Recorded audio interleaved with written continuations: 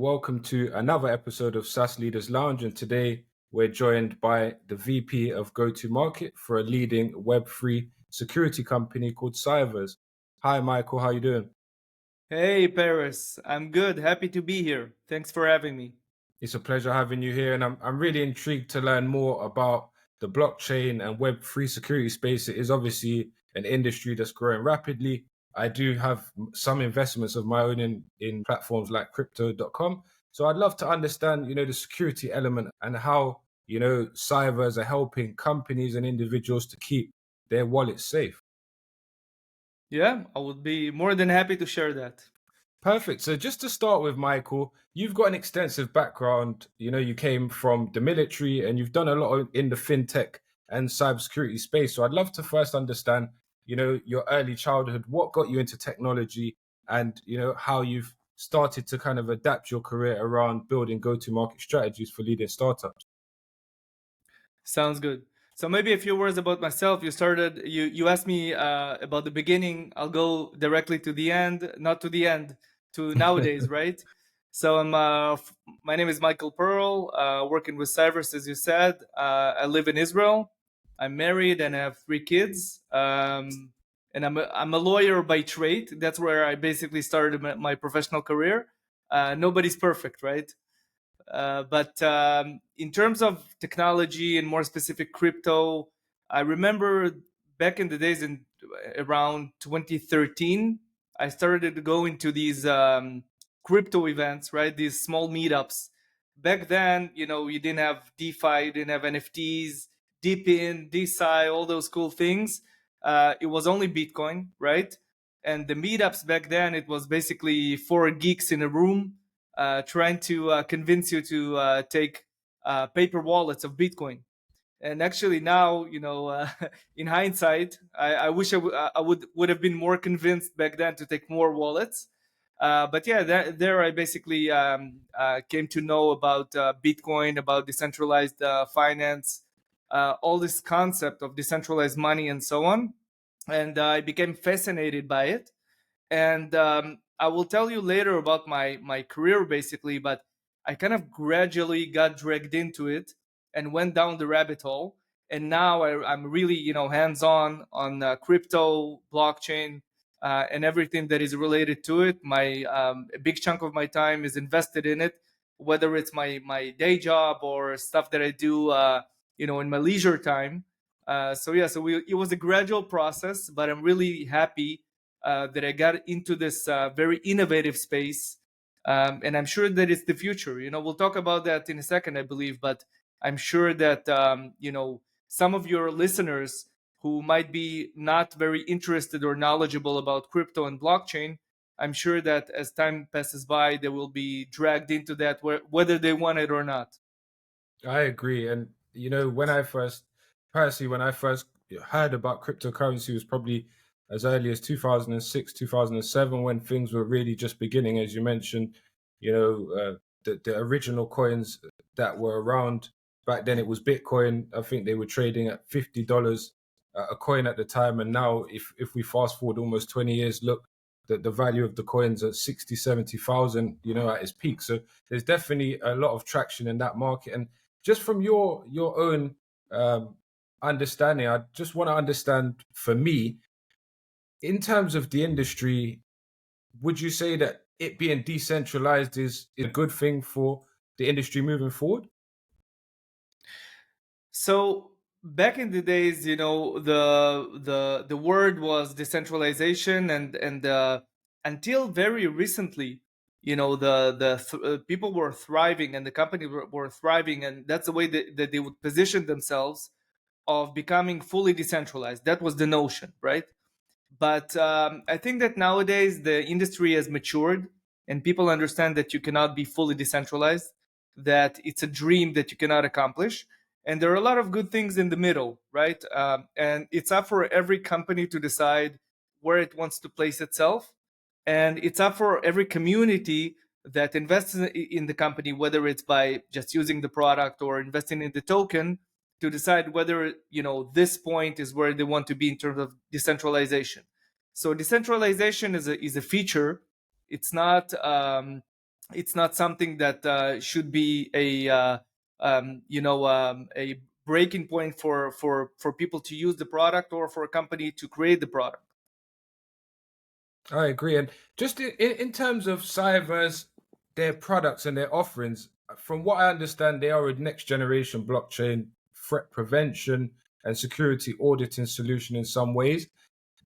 Talk to me about how they're able to identify the patterns and anomalies across blockchains in real time to really be proactive in mitigation and risk management. Sure. So perhaps some background about Cyvers, and then it will kind of give you the context on everything that your listeners need to know. So basically, I remember back in the ICO craze days, right, in 2017, where in the I think 2 bull runs before the current one that we're in, basically companies were raising money on the basis of a white paper, and that's it, no technology. And then when they actually came to the phase where they started building the technology, nobody cared about security, right? It was something that the founders, the creators were not minded about. But very, very soon they found out that if they don't look at security at all, if they ignore it, and they only look at the bottom line revenue point, Yeah. eventually ignoring that will harm their revenue and their reputation and can even kill the company. So there was a practice of going to auditing companies. And I will have to slightly correct you on what you said. Cyvers is not doing auditing, and I'm getting to that. So people went to auditing companies, which is basically, in simple terms, looking through the code, looking for vulnerabilities, looking for points that hackers can use, and correcting them before the deployment phase. Because the way that smart contracts are built, once they are deployed, they are immutable. You cannot change them. To some extent, there are some upgrades, but as a rule of thumb, you cannot change them. So that's why people started doing audits. But very, very fast, people understood that, auditing is not just something that you do and then you forget about security. Because nowadays, what we see is that about 90% of the smart contracts that were hacked were pre-audited. So auditing is a prerequisite, but it's definitely not enough. So Yeah. on this premise, Cyvers was founded. Basically, the idea was to build a real-time solution for monitoring, kind of your guardian angel that can look at your system and all the adjacent systems and all the third parties that you're working with, and assess the risk that is coming from them, whether it's hacks, scams, any type of malicious activity, and be proactive about it, meaning preventing this if it's possible. In most cases, it's possible, preventing it in real time or even at the preparation phase. And obviously, we can elaborate about that in a second. But fast forward, now we're serving dozens of companies across different fields of the blockchain space, starting from centralized exchanges, wallets, decentralized exchanges, DeFi companies, institutionals, insurance companies, basically everyone that is either holding or transferring crypto is relevant to us as clients, and we're more than happy to help them with that.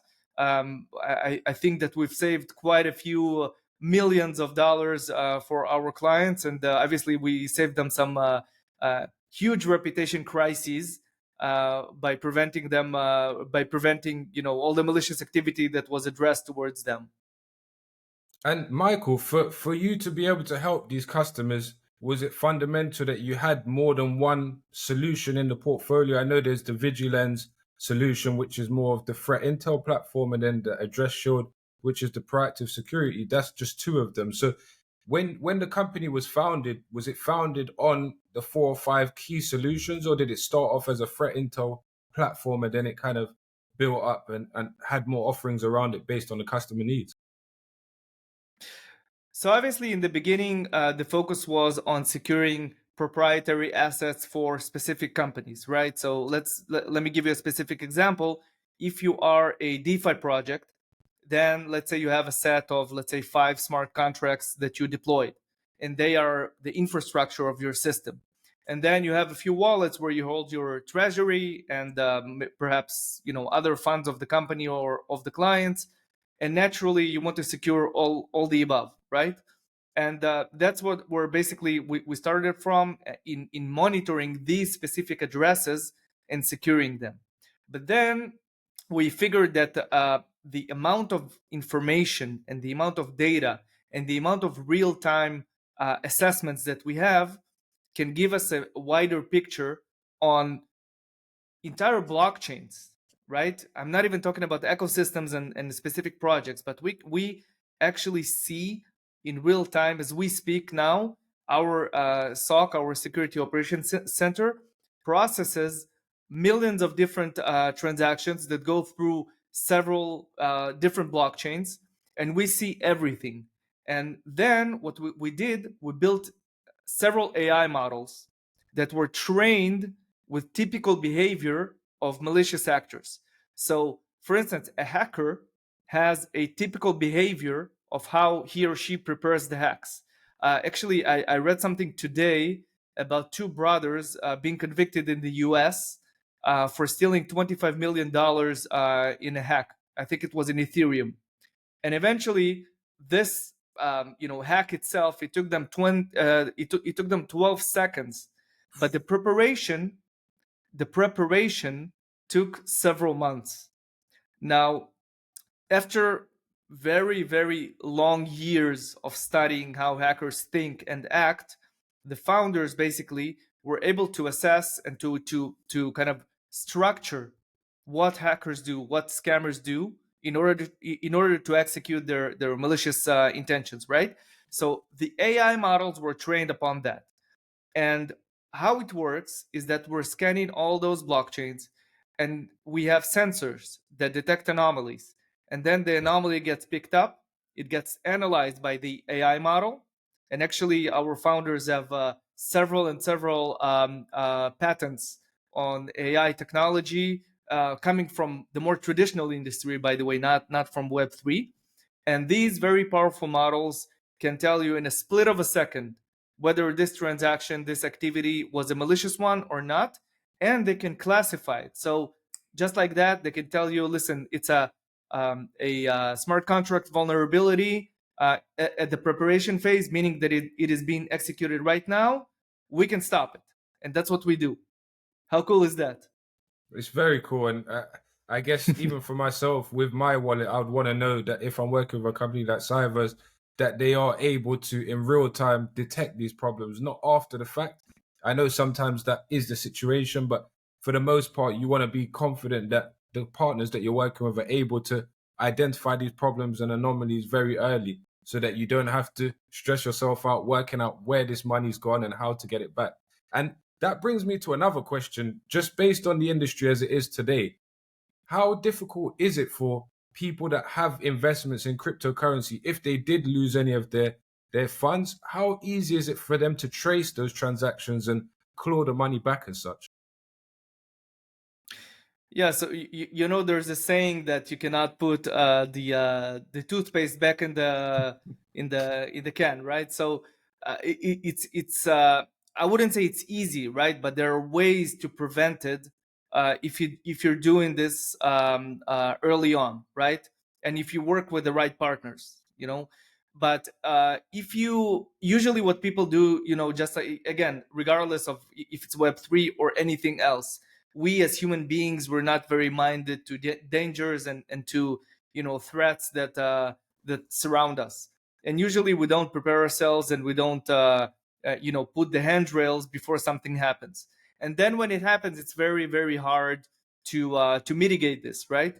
So to be more specific, if you work with a partner that helps you to secure your funds, there's a very good chance of you saving the funds and not losing even $1, right? It depends on the type of the attack. It depends on the timing. It depends on how sophisticated the hacker or the scammers are. But basically, in most cases, you can save yourself from losing the money, even if it's a portion of the money, right? Even if it's a 60% of the money and you lose only 40, you still have 60 left in your hand. It's much better than having zero, right? Right. After the money is lost, it's much more difficult to do that. There are several recovery solutions, and we actually work with them in different methods for mitigating this in the post-mortem phase. But again, it's much more advisable to do that ahead of time and not after the incident has happened.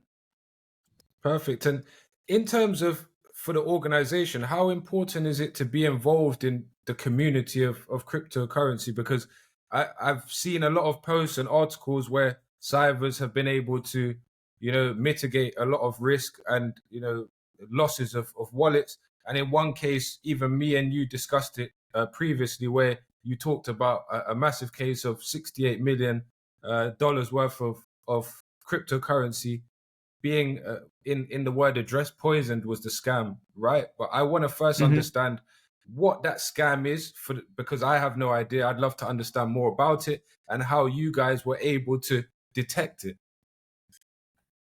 Yeah, so basically you asked two questions. So before I dive into the address poisoning incident, which is fascinating in my point of view, you asked me about basically our presence and how we're positioned in the Web3 Yes. space.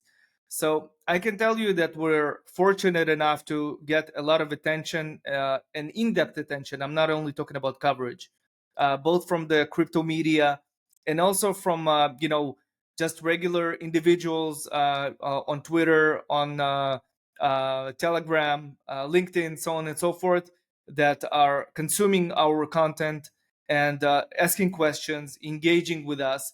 We learn a lot from them and they learn from us. So I think that it's a very, very healthy process.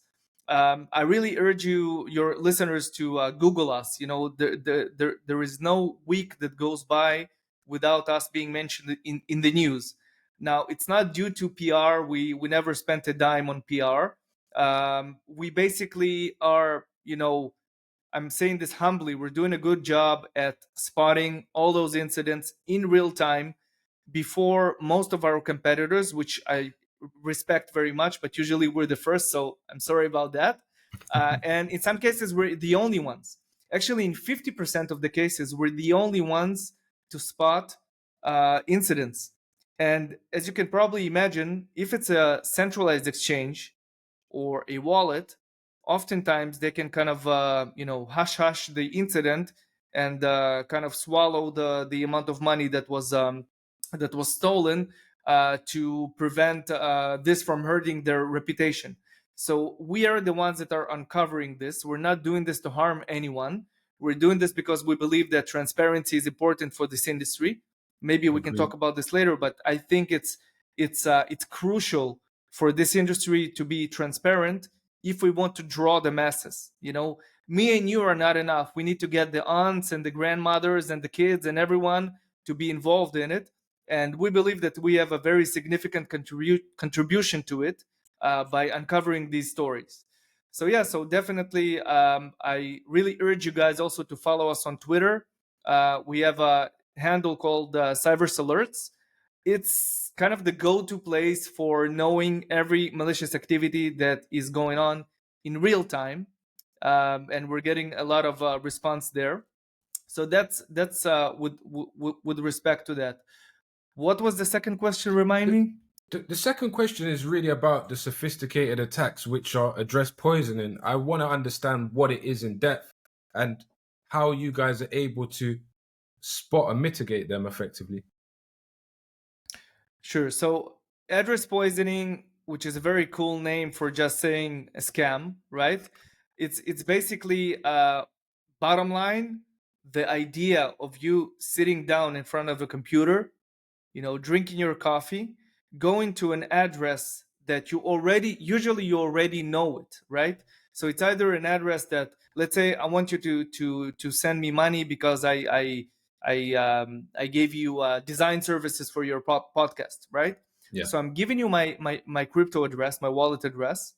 You copy it, and then when you paste it, the address that is being pasted is a different address. It's slightly different. It's altered. Now, our mind is programmed in a way that you cannot spot the small details. If the beginning and the end are the same, you're not going to see anything that's in the middle unless you invest some time into some time and some effort into spotting that.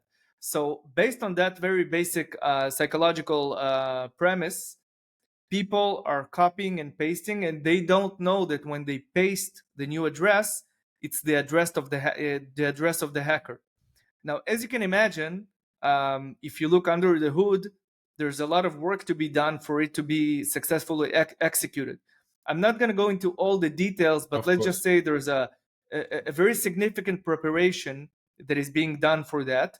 And we are able to see and to spot those hints of address poisoning being executed at the preparation stage. So, for instance, one of the phases is sending you spam tokens. Okay, it's one of the phases that precede the address poisoning scam. When we see that, it already brings up an alarm, and we investigate it again, either with our AI system or sometimes even manually, and we can immediately tell if this is address poisoning or not. Now, in the specific case that we discussed, it was last Friday, if I'm not mistaken. Obviously, you can understand that the scammer has done some significant intelligence effort to target that individual or company. Will never know, right? Because $68 million is a significant sum of money. Obviously, you will not go through all the hustle to do that. And I'm not even talking about the fact that later on you have to launder the money, right? So you have to know that it's worthwhile.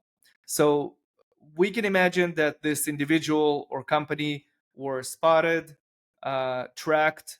This whole infrastructure was built in order for them to, play a role at this charade, and we managed to catch it in real time. Needless to say, if this individual or company would have worked with us, we could have prevented it. Obviously, we cannot help everyone, right? Because we put a lot of effort into it.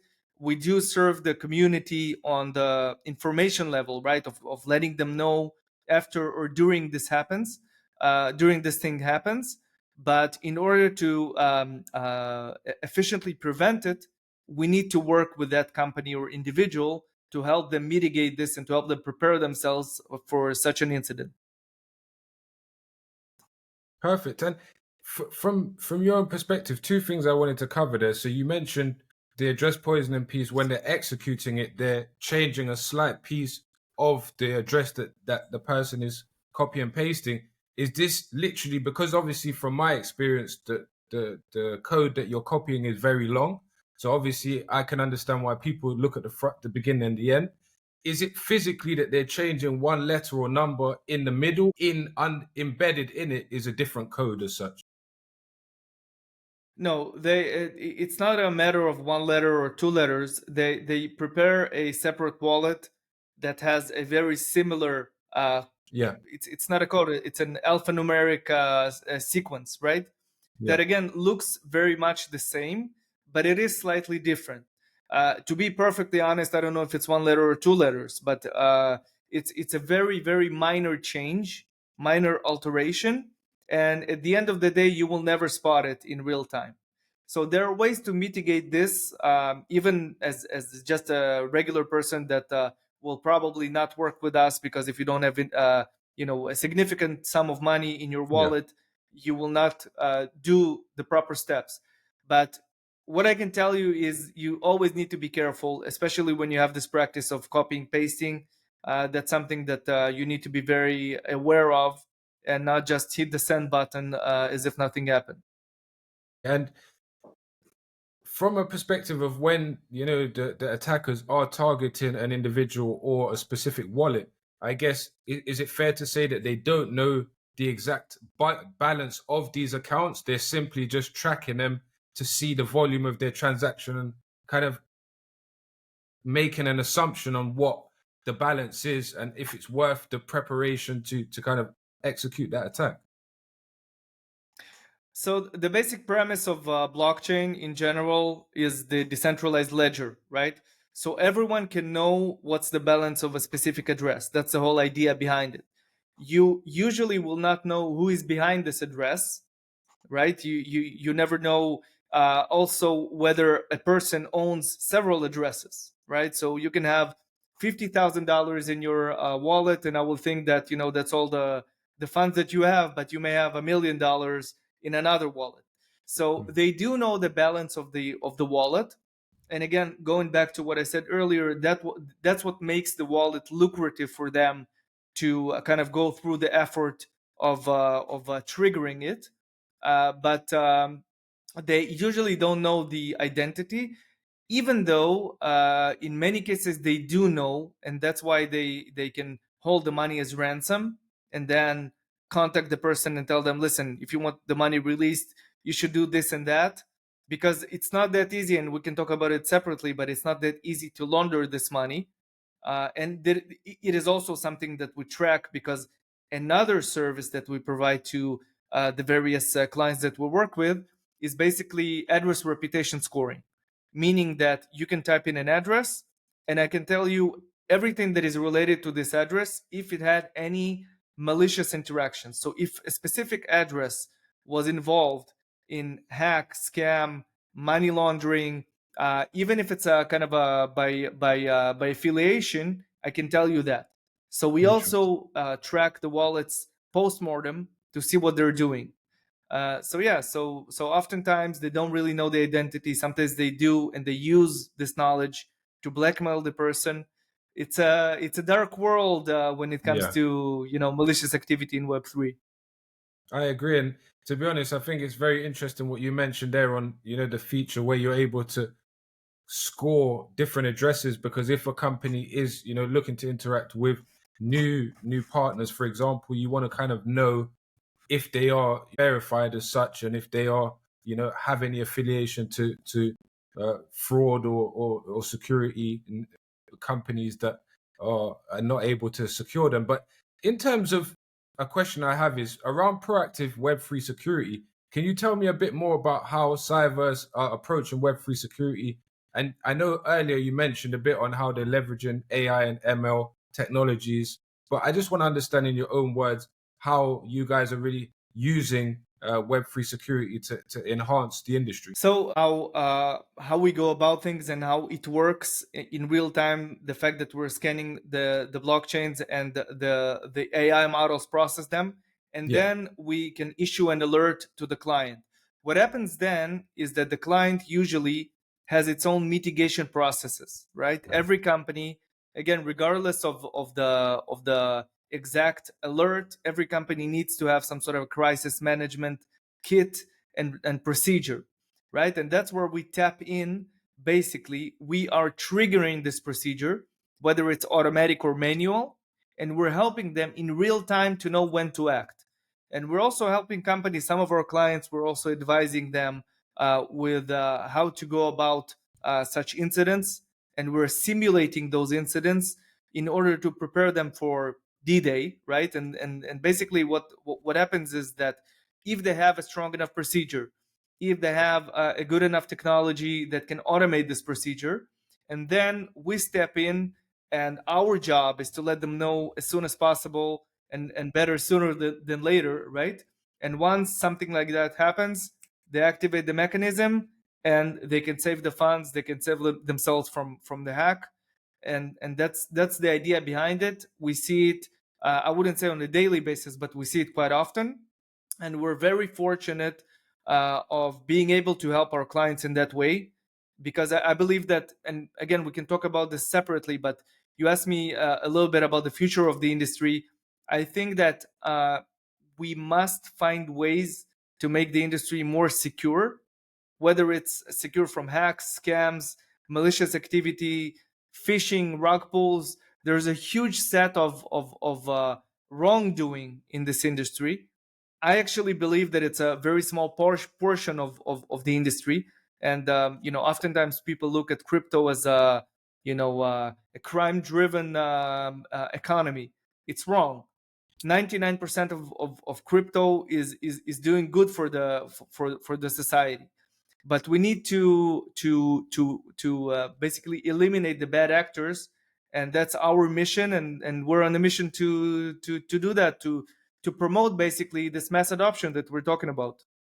And I guess with a huge social media uh, impact, it also kind of allows the threat actors to understand that you are present in the industry and understand that it isn't going to be as easy as they like. But a question I've asked myself, and I've spoke to a friend of mine about it as well, is Web3 going to be, or has it become a threat to the blockchain industry? And the reason I say that is because when we look at things like transparency, cryptography, decentralization, consensus mechanisms, are they, to where they need to be as such? They are definitely not where they need to be. I mentioned the security aspect of it, but I think that the user experience is still lacking. I think that the systems are very complicated, but we do see a very clear vector of systems. It's already, I think it's my fourth wave. They call it waves, right? Because the industry goes up and down, and you have the bull run and you have the bear market. I think it's my fourth one, and you see how every cycle the industry comes out more optimized, more user friendly. The infrastructure is more kind of settled, but again, it's a process. I don't know if you're old enough to remember, but the experience of an internet user in, let's say, 1995 was terrible, and everything was crashing, and corporations could not really count on this infrastructure to help them to, let's say, communicate with counterparties. And it took some time until we get to the point where you're now in London, I believe, and I'm sitting Yeah. in Israel, and we're communicating and having a podcast as if we're sitting in the same room. So I think that a similar process will be happening with the Web3 industry. I think we're very, very early on. And one of the facets of this process is to secure this industry. It will take some time to, again, remove the malicious actors. It will take some time to build an infrastructure that is secure enough, but we'll get there eventually, and we'll have to always work and optimize it. We'll never get to, to being perfect.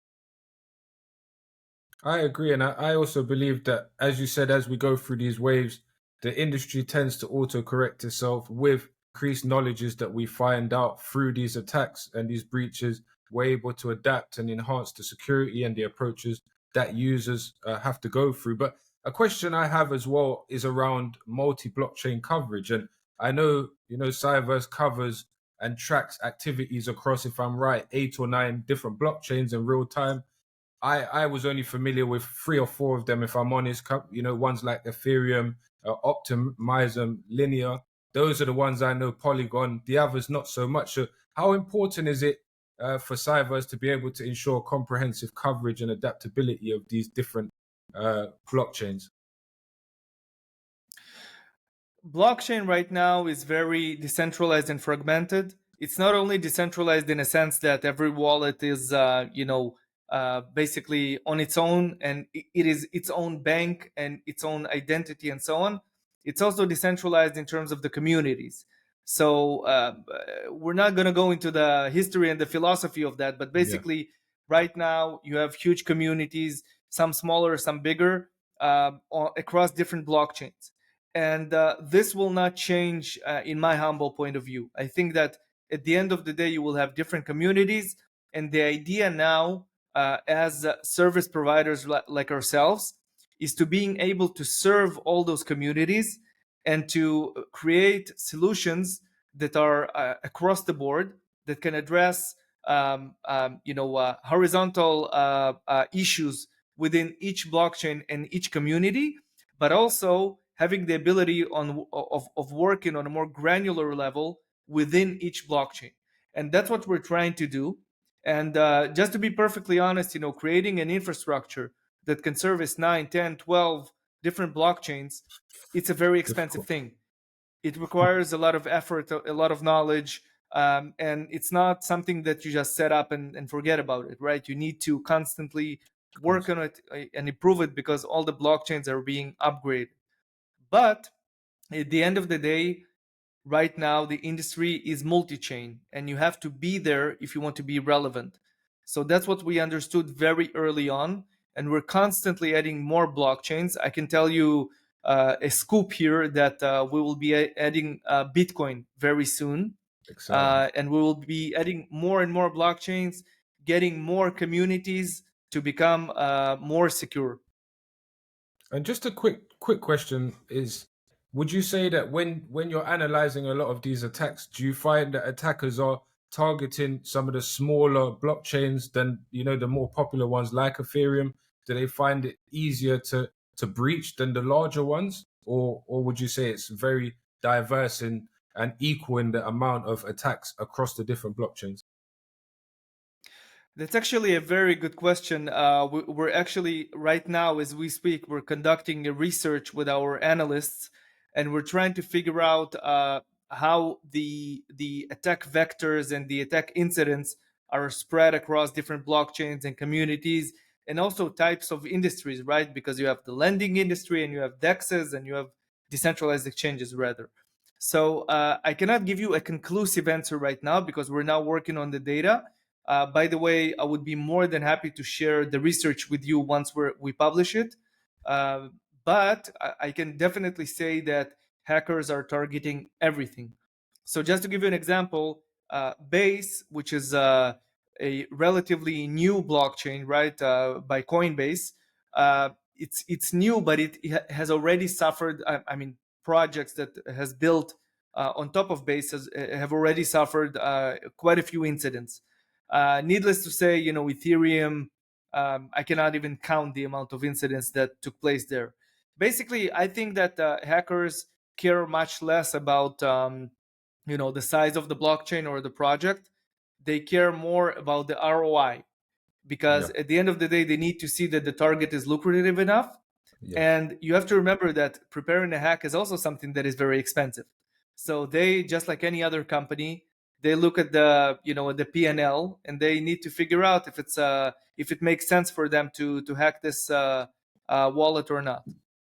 I agree. Well, I definitely look forward to hearing the results once you've conducted the research. And another thing I love to talk to go-to-market leaders and founders about is, customer experience and user experience. This obviously remains a high priority to be successful and to build that long-term relationship with your customers. So the question I have is around personalized risk mitigation protocols. So I just want to understand how you're able to offer your clients a more personalized treatment, allowing them to build their own risk mitigation protocols, and if you have any specific examples. Yeah, so my advantage is actually the fact that I'm relatively new to Cyvers. I've seen quite a few companies. I worked with several crypto projects. I also advised several crypto projects. And one of the things that stunned me when I came to Cyvers is that, when I actually saw the system, I immediately noticed how user friendly it is and how straightforward it is. So it's very easy to use. Basically, anyone with a basic knowledge and understanding, let alone a company that is working with blockchain as its bread and butter, can activate our different platforms and get the needed result. So in terms of customization, let me give you a very specific example. So for instance, we work with exchanges and wallets, helping them to screen addresses for their end users, right? So if you're using a specific wallet, and now I want to send you money, or you want to send money to me, and you want to know whether my wallet is a wallet that was involved in a malicious activity. Because if you do that, if you start interacting with a wallet that is being flagged, you're going to have a problem. Because one day, if you received money in crypto and you received it, the money is fair and square, you go to your bank, you want to cash in, right? You want to off ramp and convert the crypto into fiat. Your bank is not going to accept it. And in some more extreme cases, you can even be suspected of actually being involved in some sort of a money laundering scheme or something of that sort. So I think that every user nowadays needs to have at least the basic screening tools to make sure that the people that they're interacting with and the projects that they're interacting with are indeed not malicious, and they are benevolent, right? So we're helping wallets and exchanges with respect to their clients. And obviously, for an end user, they don't need the whole report on what went wrong. They just need the bottom line, right? They need like the go, no go. Can I interact with that wallet or not? Or can I, is this project dangerous or not? The same way we work, for instance, with the trading companies, right? Hedge funds, OTC venues, in a sense that they need to assess the danger, whether it's hack-oriented danger, whether it's a peril that comes from scams, or even a trading risk that arises from that, because everything is interconnected. Crypto, you have many cascading effects because you can invest in a token, and for instance, another protocol can be hacked, and then this token is being released to the market, and the token drops. Or in the cases of, let's say, governance related attacks, a very small issue may change the entire course of an entire project and basically kill it. So Yeah. we're helping many different parties to assess the dangers that can arise from that. We have to always improve our mechanisms because the hackers and the scammers are doing a very good job in being creative and putting more efforts into it. So you always have to be ahead of the curve, and that's what we try to do.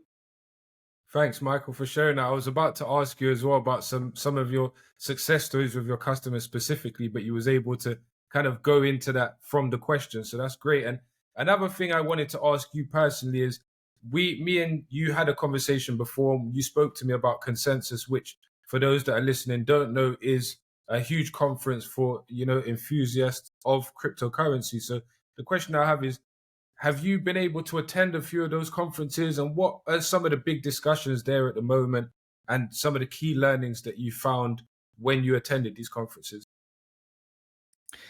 Yeah, so during the last, let's say, 5 years, I attended countless amount of conferences. I was fortunate enough to travel to many interesting places and to meet people across the world.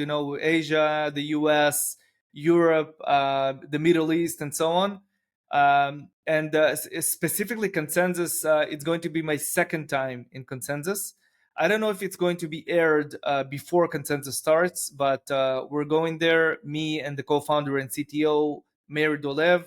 We would be more than happy to meet interesting people, interesting companies that would like to share, their what they're working on. I think that conferences are great, but I think that many people miss the essence of the conference. People go to the content events, right? They sit in front of the stage and they listen to people speak.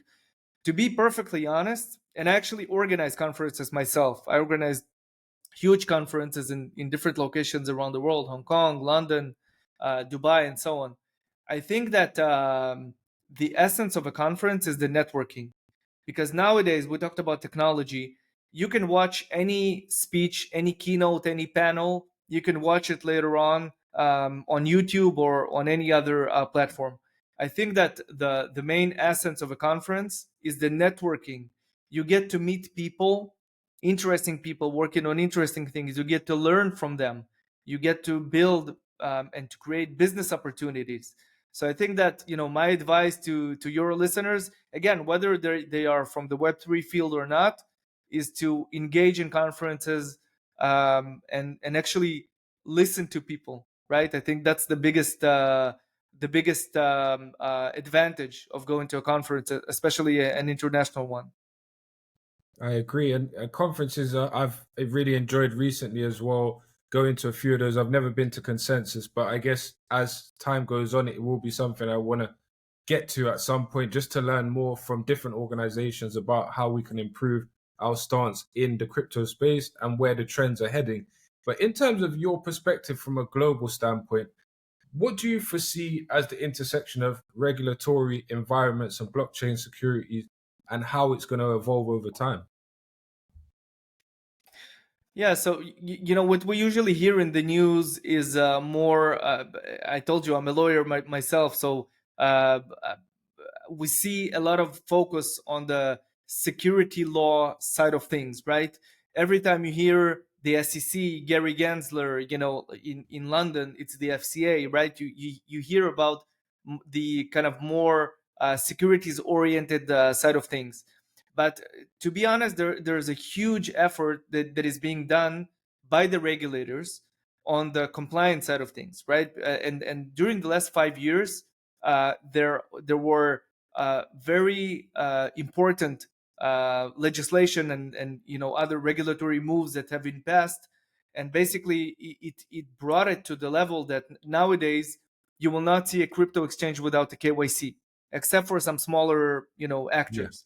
I remember when Binance introduced KYC. It was like a game changer, right? yeah, Back in the days, you could just open an account with your email, and nobody cared about who you are and what you are, right? And now you have to show your passport. You have to create a 2FA, a two-factor yeah. authentication, and so on.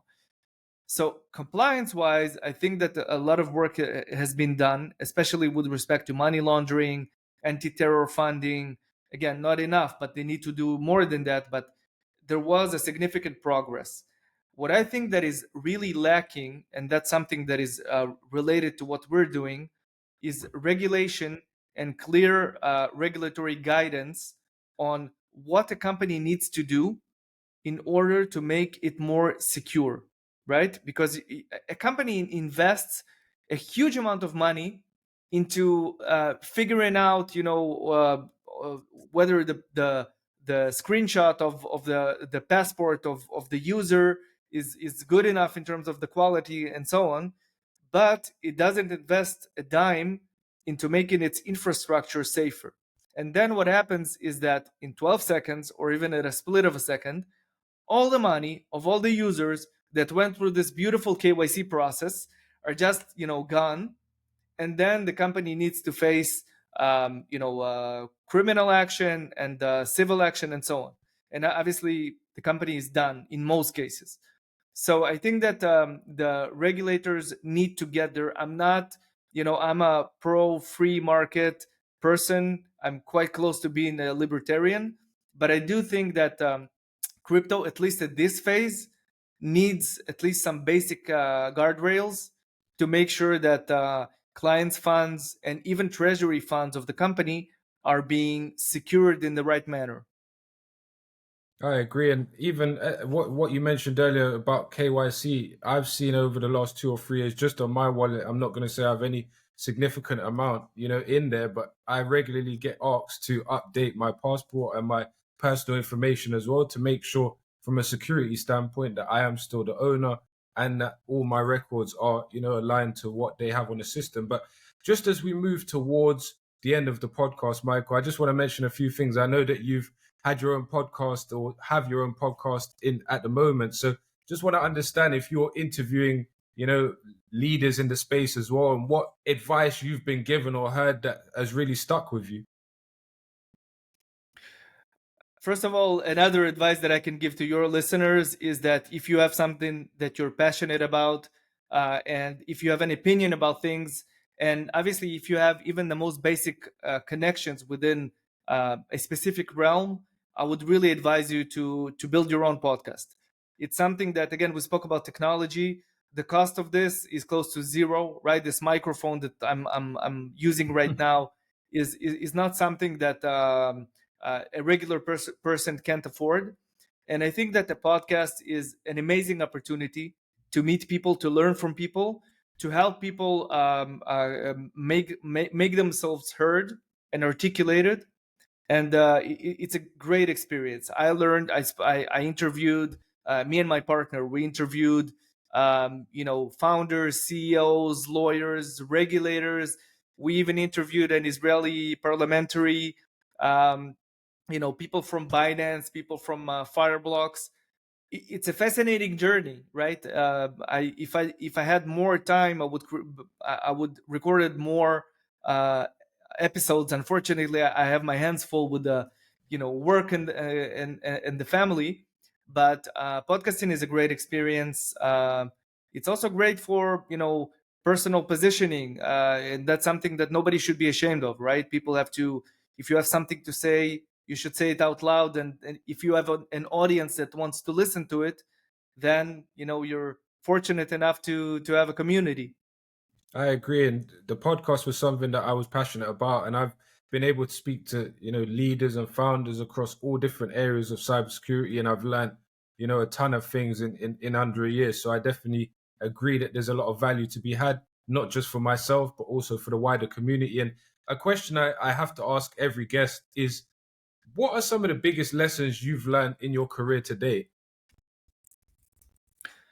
So I'm not sure if we have enough time to address all that, Okay. but I think that if I can say one thing, you should always be curious, right? Especially in this field of Web3, and especially when you work for a startup, right? It's not a corporate organization, so you have to be very, very curious. You have to learn all the time, because the landscape is changing all the time. There's always new innovation, new regulation, new companies. Every conference I go to, I see new companies being created, being rebranded.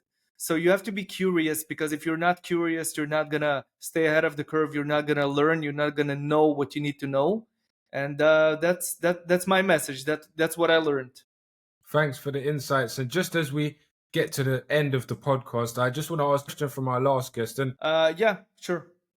so the Shoot. question from our last guest is, when in the go-to-market space, when you're making your first hire, how important is it for you to find the right person, and how did you go about finding those initial hires?